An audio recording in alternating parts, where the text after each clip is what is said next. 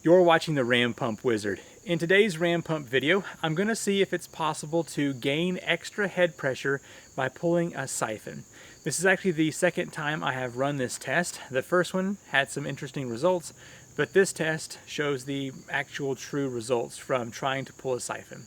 So, hope you enjoyed the video. What happens if you have a ram pump with a drive pipe that siphons up and over out of the source? I actually tested this before and we had some really mixed results. So I want to do this again with maybe a little bit better testing ground. So here's what I've got. A 1/2 inch ram pump with 40 foot of drive pipe, and it is right at 3 feet of head pressure. So the bucket here has a foot of hydrostatic pressure and then about 2 feet of drop after that. And there is a float valve in the bucket, so it will always keep this bucket at a consistent water level. So the water will come down here first in the first test, snake along here, and it will activate the waste valve. And we will go up top where I've got this garden hose and take a measurement of flow. Basically see how much time it takes to get about a cup and a half. So turn that on and it will start cycling. I've already got everything primed up and ready to go for this initial test. So let's go up here real quick and I'll show you the height here. I haven't measured it. It's about 8 foot or so, maybe 9 foot above the pump. And it's just a garden hose, and here is the output.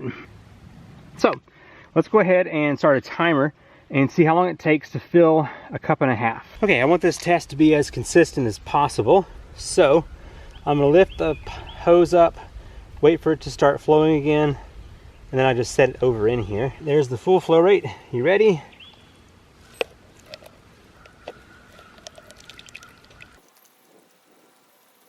"52 seconds is our time.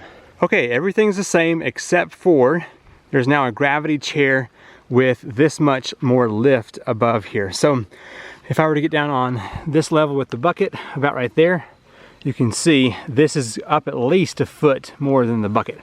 So the concept is, what happens if water comes out of the bucket, goes up here, and then siphons down more head pressure than was originally there?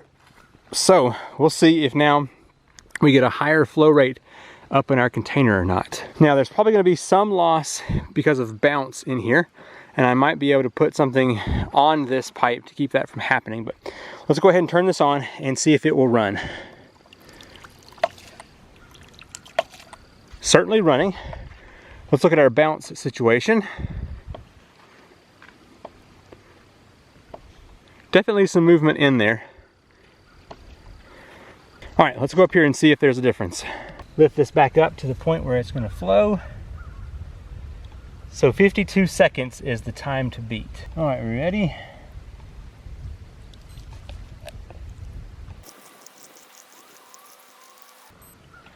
Yeah, 51 seconds. The amount of drop you have is still from the bucket. All of this right here the water has to climb up and it loses potential. And then it goes back down and gains it until it's net zero pretty much back to the pump. So I hope I'm saying all that correct, but basically the test that we ran before was just a fluke. The flow rate here seems to be the same, and there may be some loss even in all of this bounce, but I think it's going to be minimal considering we had the exact same time for the same volume of water pumped. As you can see from the video, if you have to pull water out of a pond up and over a spillway or a dam, the extra height that you have to lift the water to does not count toward the input head pressure.